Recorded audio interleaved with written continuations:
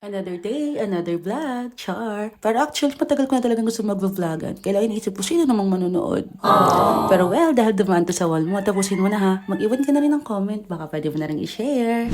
Hello everyone, this is Ma'am Ade, isang rakaterang maestra from Quezon Province. So ngayong umaga nga, isinabay ko na sa pagkakape ko ang pag-prepare ng mga pan-deliver ko, ng mga pa-order kong planner at record notebook para sa mga teacher dito sa amin. Bali, 14 pieces ngayon pan-deliver natin for today. Actually, tinry ko lang talaga to. Tapos, boom, maraming umorder kaya. Thank you so much po sa lahat ng sumasuporta sa aking friends and crafts.